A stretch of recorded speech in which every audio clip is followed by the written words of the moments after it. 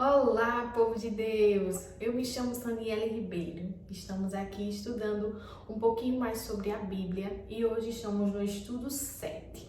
Se você ainda não é inscrito no canal, se inscreve, dá aquele joinha, comenta aqui nos comentários, tá certo?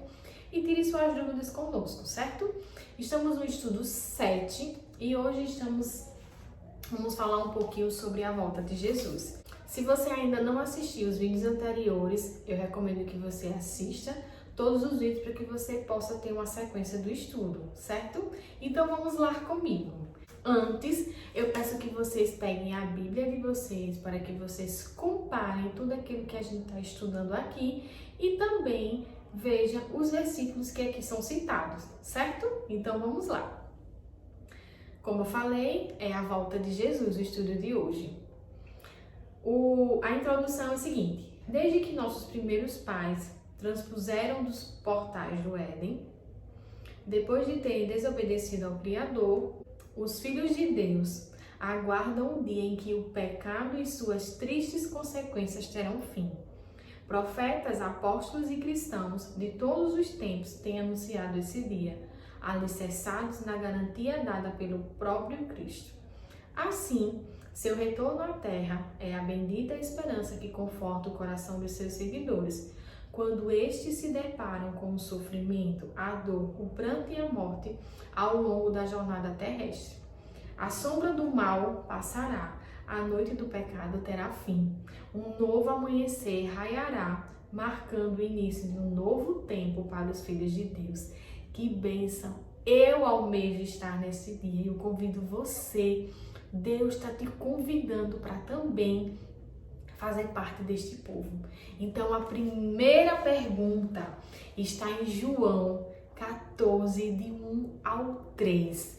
Meus irmãos, esse versículo é o versículo que norteia os nossos dias de hoje.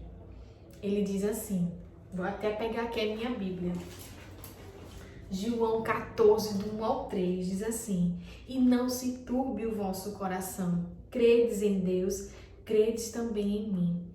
Na casa de meu pai há muitas moradas, se não fosse assim, eu vos teria dito, pois vou preparar-vos lugar, e se eu for e vos preparar lugar, virei outra vez e vos levarei para mim mesmo, para que onde eu estiver, estejais vós também. Meus irmãos, essa promessa é maravilhosa. O Senhor prometeu que Ele ia preparar lugar para nós e a gente está aqui preparando este momento, nos preparando para estar junto com Ele.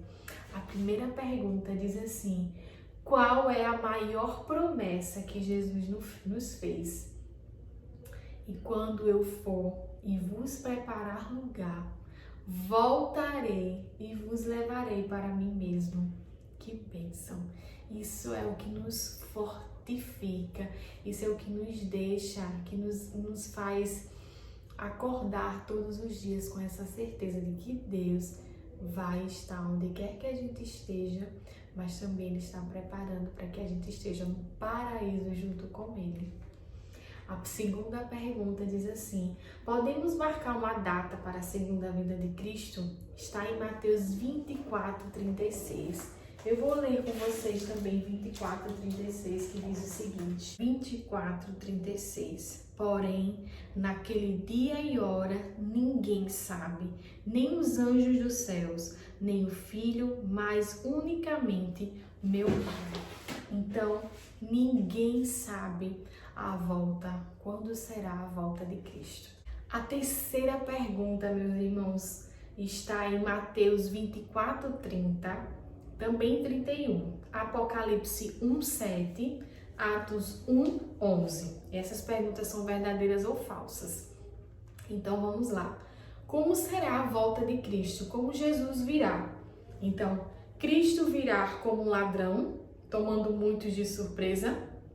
Não, isso é falso. E essa afirmação também está em 2 Pedro 3,10. Sua vinda será secreta e silenciosa? Salmos 53. Falso também. Ele não descerá à terra, ficará nas nuvens. Isso é verdadeiro. será visível apenas para os cristãos? Não. Virá com poder e glória, acompanhado de milhares e milhares de anjos. Verdadeiro. Jesus virá de maneira pessoal, literal, e todo olho o verá. Então, essas são as afirmativas, tá? Quarta pergunta. O que ocorrerá com os mortos e vivos fiéis na segunda vinda de Cristo? Então, a gente encontra essa respostinha em 1 Tessalonicenses 4, 16 e 17 e 1 Coríntios 15, do 51 ao 54. Então, vamos lá. O que vai acontecer com os mortos fiéis e os vivos fiéis? Os mortos fiéis, eles ressuscitarão e serão transformados e arrebatados. E os vivos fiéis, eles serão transformados e transladados, aqueles que não verão a morte.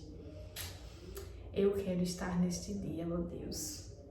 Na quinta pergunta, o que ocorrerá com os vivos que não se prepararam para a segunda vinda de Cristo? Isso é um lamento que Deus está tendo misericórdia para com esses, para que esses ainda consigam ver a volta de Cristo. Porém, vai ter aqueles que ainda não vão conseguir.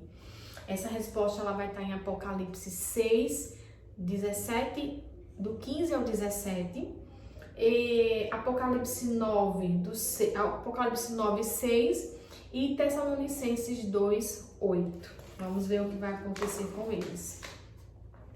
Eles buscarão refúgios nas cavernas e pedirão aos rochedos que caiam sobre eles. Buscarão a morte, mas a morte fugirá deles. Os ímpios morrerão ao verem o resplendor da glória de Jesus. Então, aqueles que não estão se preparando, aqueles que não creem nesse Salvador, eles buscarão a morte, mas a morte já não vai mais fazer parte da vida deles. Eles buscarão a morte, mas a morte já não mais existirá. Então, eles vão sofrer amargamente.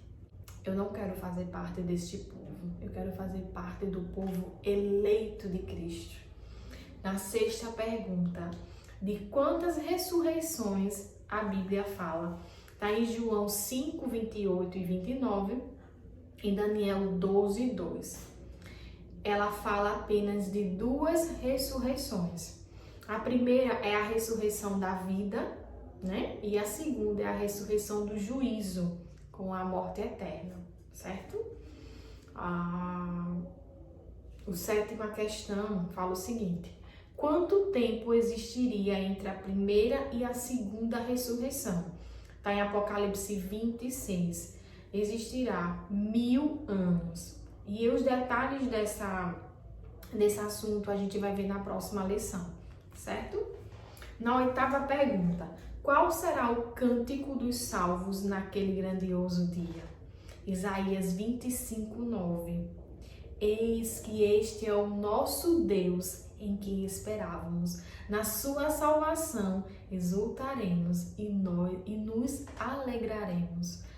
Ó Deus, eu quero e vou e eu preciso fazer parte deste povo. Eu convido você também a buscar mais a Deus, a conhecê-lo e crer nesse Salvador, nesse único Deus. A nona pergunta diz assim: que convite Jesus nos faz hoje? Então, Mateus 11, 28 e 29, eu vou ler com vocês. Vinde a mim, todos os que estáis cansados e oprimidos, eu vos aliviarei. Tomai sobre vós o meu jugo e aprendei de mim, que sou manso e humilde de coração, e encontrarei descanso para a vossa alma. Ai, meu Deus, ele só pede o convite: vinde a mim, né? Vinde a mim aqueles que estão sobrecarregados, que ele os aliviará. E a 10ª pergunta: qual será o resultado da rejeição ao convite de Jesus? Está em Mateus 25, 41, que ele diz assim: apartai-vos de mim. É triste, meus irmãos, mas vai ter muitos irmãos, muitos ímpios que vão ser amargurados por essa fala de Cristo. Então vamos recapitular o nosso estudo de hoje. A Bíblia ela fala que Cristo voltará à Terra e a primeira vinda ocorreu há 2000 anos. Aguardamos a segunda vinda de Jesus. O texto clássico da segunda vinda está em João 14, 1 ao 3. Quando Cristo voltar, iremos para o céu com Ele. Jesus virá de modo pessoal, visível e literal, com milhares de anjos, tocando trombetas. Então, todo olho o verá. A data, o horário, ninguém sabe. Só Cristo, só o verdadeiro Deus sabe dessa data. Então, ele não vem de sopetão. Ele, para muitos, vai vir e a gente não sabe, pois muitos morrerão, né? Então, é aquela chegada, aquela hora. Mas a gente almeja ver a segunda vinda de Cristo, olhando para o céu e vendo a trombeta dos anjos tocando. Eu me arrepio só de imaginar como será esse dia. Mas eu espero em Cristo, espero que eu esteja me preparando sempre, eu busco isso sempre, para que eu possa ver a volta de Cristo. Então eu convido a você também a se preparar para a volta de Cristo. Fiquem todos com Deus, meus irmãos, e se você tem alguma dúvida, deixa aqui nos comentários. Um forte abraço para todos.